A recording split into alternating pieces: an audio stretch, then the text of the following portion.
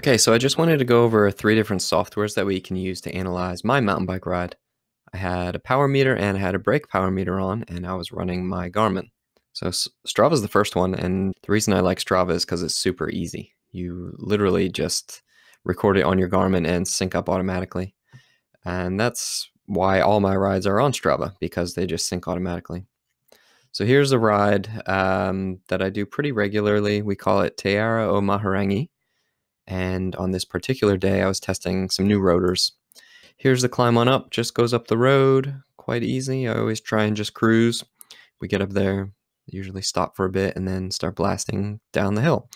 And it's clay surface, lots of roots, and it's really, really fun. So on the first lap, nothing special. So let me just look at the second lap. And I know for sure the Strava segment is called Grade 4 New Track. So here's the second time I did it.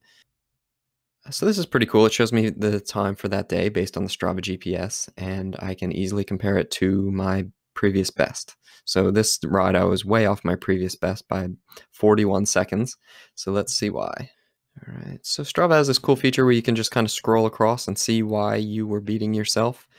And right away, there's just a problem with the GPS showing that it just wasn't accurate at the start, because the fast me was already 10 seconds, 12 seconds ahead of the slow me, but the slow me hadn't even started. So Strava makes it really tough to see why I was going slower, and right now it's just kind of suggesting that I was only slower because of the GPS accuracy issues. And Strava only takes GPS every 1 second, and you can see as I scroll across, it's not the most accurate thing in the world, but it makes up for it in being super easy to upload.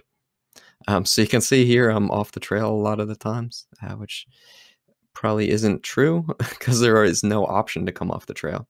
So if I look at this as a coach and as a rider, I have no way of understanding why I went slower on this particular day. But what I can do is I can look at the ride on TrainingPeaks. I had a power meter on, so that should make it pretty easy. And this is what I do with all my athletes. I'll just open up their files and have a look and see kind of what was going on. And here you can see on this first downhill, I was stopping a lot. So we were taking some photos and things like that. I can really easily look at the uphill. I just highlight the section and I can see my power. I didn't have a heart rate monitor on that day. I just pretty much run power these days. And, nice low average power, just cruising up to the top of the hill. So it's super easy. TrainingPeaks at analyzing anything related to fitness. That is definitely what it's designed to do.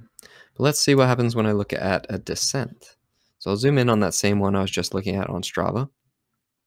Here's where I started moving. So we'll just look at the time I was moving on the descent. So easily highlight it. And what TrainingPeaks does for us automatically is it shows us what my power was, my average cadence, max power, things like that. I can turn down the filtering, which is pretty good.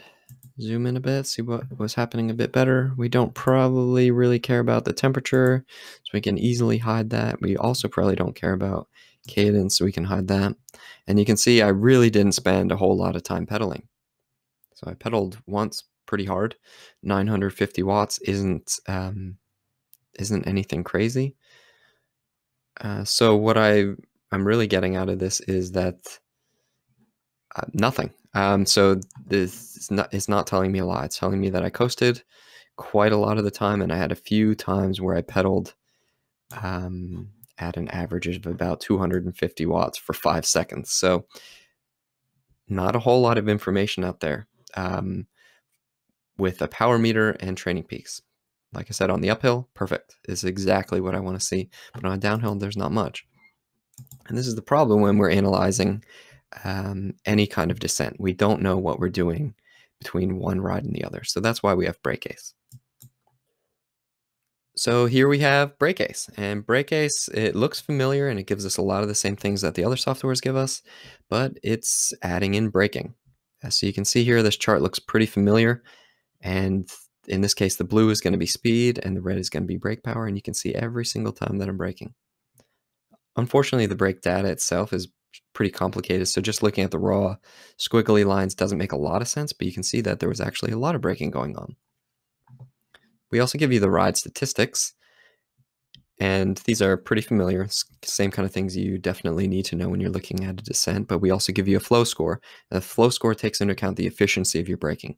If you're not going to look at any other score related to your braking, you definitely need to look at your flow score, because I can see already, based on other times that I've ridden this trail, my flow score is way higher, so I was way less efficient at using my brakes. And I do know that this particular day was really wet, so that probably has a lot to do with the rest of my scores.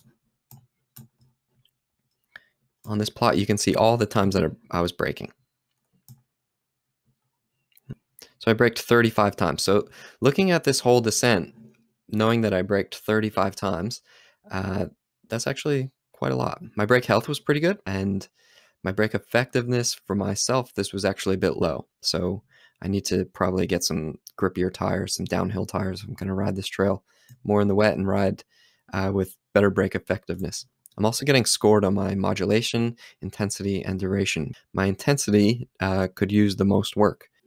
So this is still a lot to digest, because if we're looking at getting better, we're looking at 35 total brake events, which is a lot, and we can't just go back and try and remove all the braking. So that's why BrakeAce gives you your key opportunities. What it has done is used our unique algorithms, and it's filtered down all your braking events into 3 key opportunities. So these are places where I can go back and improve the most. And that's good, because for training, I know what I need to do. I'd have a lot of room for improvement in this section. It's a rut, and there are multiple lines, and it's very fast. So, but I'm braking a lot. So I'm coming in with a lot of speed, and braking for much too long is probably affecting my brake effectiveness. I have a few little tiny brake events as I'm going through, some more long ones, and I think I finish here with a brake check. Yeah, so I brake checked. So this is a pretty long section that I need to go back to and work on improving. It looks like my second key opportunity, not too far from that. I need to go back and session this one, because I'm also braking for a really long time. This one has a rut as well, and ruts are definitely not my strong point. So right away, what I have is I have 3 places that I can work on to go and get better. Looks like I have 4 brake checks, actually, which is not ideal. Yeah, it might have something to do with the weather, but what I can do is I can now go back and look at my other rides in the dry, and definitely try and ensure that I don't have brake checks in those rides. Here we also have my turning analysis. It looks like there's a few turns that are steep. This one is, yeah, this one's a steep turn, so these are coming up in a different color. And what I don't want to be doing is braking beyond the apex, but I was, which isn't ideal. So I've started braking at the apex and continued braking for a really long time. I know in my more recent rides that I've improved that, and I know for a fact that riders that are beating me, so the rider that has the KOM on this trail, he is definitely stopping his braking at the apex, and then he's completely off the brakes here. So I know that definitely this is a place where I'm losing a bit of speed, especially compared to other riders. So there you have it. There is just a quick overview on how you can use BrakeAce, Strava, and TrainingPeaks to analyze your mountain bike ride.